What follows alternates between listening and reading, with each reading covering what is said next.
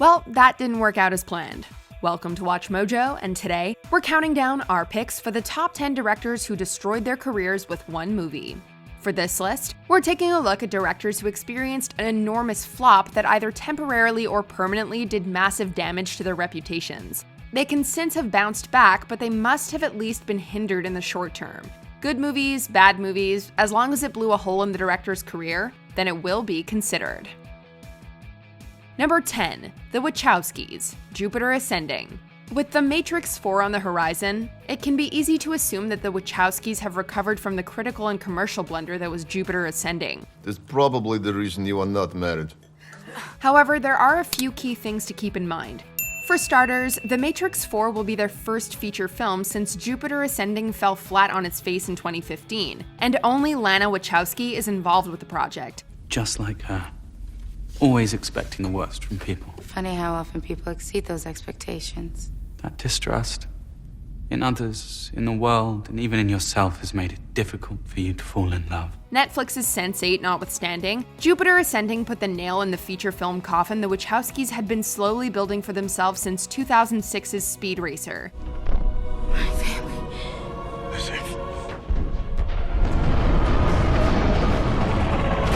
Between that film, Cloud Atlas, and finally Jupiter Ascending, Lily and Lana Wachowski lost a lot of credibility when it came to helming major Hollywood productions.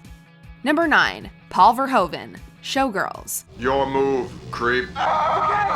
In the late 80s and early 90s, Paul Verhoeven was one of Hollywood's hottest directors. The Dutch import had accrued a considerable amount of goodwill thanks to the box office successes of films like RoboCop, Total Recall, and Basic Instinct. Right. This is Nomi.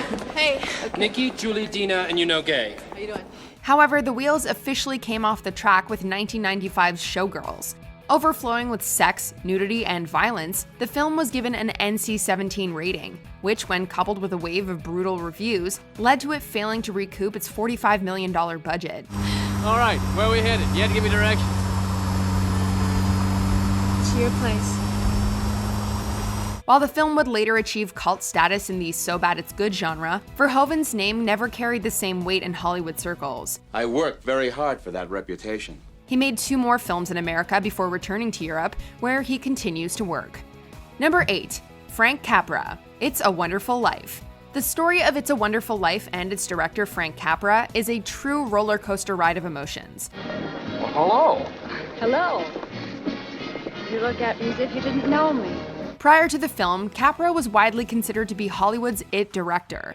He'd won 6 Academy Awards, and his films consistently raked in tons of cash. Then came It's a Wonderful Life. what is it you want, Barry? What do you want? You want the moon? Just say the word and I'll throw a lasso around it and pull it down. Today, we know it as a Christmas classic, but back then it was considered a major flop, with critics lambasting the film for being overly sentimental. Mary, it's George. Don't you know me? What's happened to us? I don't know. You let me go. Mary, please. Oh, don't do this to me. Please, Mary. Help me. The film played a key role in the eventual demise of Capra's production company, Liberty Films, and he would never again reach the heights of his pre-It's a Wonderful Life fame. Fun fact, the film was nominated for Best Picture and Best Director. Go figure. Look, Daddy, teacher says every time a bell rings, an angel gets his wings. That's right. That's right. Number 7. Roberto Benigni, Pinocchio. The 71st Academy Awards belong to Italian actor and director Roberto Benigni. Che ho una voglia di fare all'amore con lei che non si può immaginare. Ma questo non lo dirò mai a nessuno, soprattutto a lei. Life is Beautiful, which he wrote, directed, and starred in, picked up 3 Oscars, including Best Foreign Language Film and Best Actor, and Benigni was on the top of the world. Primi, si ritorna a casa col carro armato. Abbiamo vinto! So it must have felt like the world was imploding following the release of 2002's Pinocchio. You'd make a nice hat rack. No, I could make a puppet with it. Benigni once again served as writer, director, and star, but this time the result was downright cataclysmic.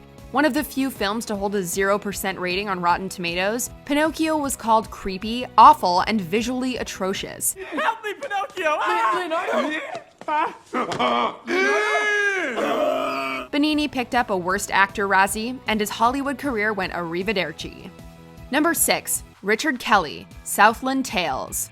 Following the release of Donnie Darko, which failed to do well at the box office but subsequently became a cult classic and home video success, Richard Kelly was seen as one of Hollywood's hottest up-and-coming directors. He followed it up with Domino in 2005 and Southland Tales in 2006. This is an epic Los Angeles crime saga. And you're researching your role? While both films failed to hit the mark with fans or critics, it was the latter that truly cemented Kelly's status as a one-hit wonder. I said, do you bleed? Yeah, dog. Well, then you take the blood train. You talk to God. The film's Cannes premiere is the stuff of cinematic legend, with critics agreeing it was one of the worst films the festival had ever seen. Cinemagoers clearly felt the same way, as the film pulled in less than $400,000. I could pull the trigger now and wake up. This whole nightmare will be over. Kelly hasn't made a finished film since 2010. Number 5. Martin Brest, Gigli. I don't wanna take it anymore. I'll just stay here locked behind the door. Over the course of roughly a decade, Martin Brest gave the world Beverly Hills Cop, Midnight Run, and Scent of a Woman, all of which were critical and commercial successes. He also had a minor hit in Meet Joe Black in 1998.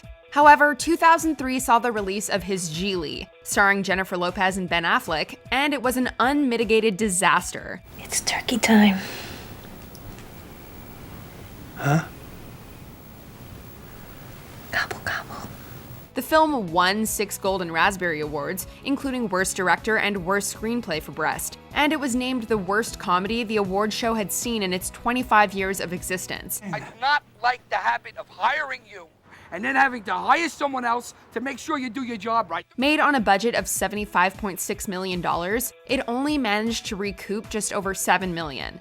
Lopez and Affleck's careers certainly rebounded, but Brest's didn't. Number 4. Joel Schumacher, Batman and Robin. Even casual film fans know that this comic book abomination, we mean adaptation, marked a low point for the Caped Crusader. You are not sending me to the cooler. The Joel Schumacher helmed flick featured cartoonish action sequences that would be too outlandish even for the 60s Batman TV series, a pun machine in Arnold Schwarzenegger's Mr. Freeze, an overabundance of costumed nipples, and Batman and Robin on skates. Need we say more? Hit me, boys! Thanks for playing. The campiness was all too much to bear and turned The Dark Knight into a laughingstock for years. The same can be said of Schumacher, who never managed to reach the heights of his pre-Batman and Robin career. And here we were in the mid-90s thinking Batman Forever was bad. If only we'd known what was coming. Please! You're as blind as a bat! Number 3. Michael Cimino, Heaven's Gate. Michael Cimino may have won a Best Director Oscar for The Deer Hunter, but the sad truth is that no list of directors who rose to incredible heights only to blow it on a single project would be complete without him. You're not my class, kid. You never will be. You'd have to die first and be born again.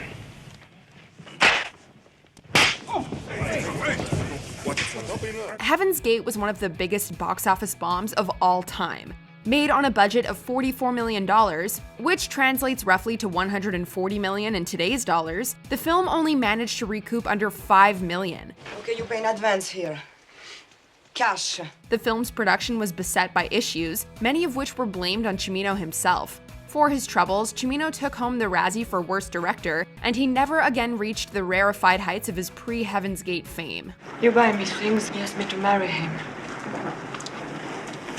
Maybe it was always in my mind to. That's not good enough. Number 2.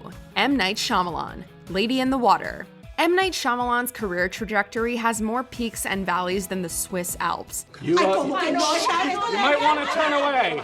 In the late 90s and early 2000s, he was one of Hollywood's most in-demand directors. Then he dropped a string of critical and/or commercial failures in Lady in the Water, The Happening, and The Last Airbender. I can hear myself. Do you wish to know your future? While all 3 of those films failed to eclipse 30% on Rotten Tomatoes, one could argue that it was Lady in the Water that kick-started Shyamalan's downward trajectory. You must into his eyes. I think something's wrong. He's stepping forward. The film was universally panned, with critics calling it far-fetched, self-indulgent, and a cinematic disaster. Despite a partial career resurgence with Split and Glass, it's difficult not to think that the peak of M. Night Shyamalan's directorial career is behind him. Before we unveil our number one pick, here are some honorable or dishonorable mentions. Imagine this would be one of his weapons. That. Yes. That. Yes, that would be frightening. I know what you're thinking. Big call, right? Well, it did cross my mind. Everything I own's the biggest and the best. That's why we'd like you to become our son. Don't you know trespassing the same as stealing? Oh, I'm sorry, monsieur. I am Madame Petralini. These children are in my circle. If he were your husband, he would never put you at risk. He would never put you within 1,000 miles of anything that could hurt you. And where would you be? No, I'm Rex Crater. No, you're Pluto Nash. Oh, no, I beg to differ. I'm Rex Crater. This is Pluto Nash. Before we continue, be sure to subscribe to our channel and ring the bell to get notified about our latest videos. You have the option to be notified for occasional videos or all of them. If you're on your phone, make sure you go into your settings and switch on notifications. Number 1. George Lucas, Star Wars Episode 1, The Phantom Menace. The Star Wars saga is George Lucas's baby, and no one can ever take that away from him. You saved my again. What's this? A local. However, few can deny that The Phantom Menace framed the director in an entirely new and not particularly flattering light. It's impossible to locate the ship. It's out of our range. Not for a Sith. This is my apprentice, Darth Maul. Yes, the film grossed over $1 billion, and yes, Lucas went on to direct the next 2 movies in the prequel trilogy, but it's pretty clear his reputation as a director and overall genius auteur had taken a serious hit. Take this! And this!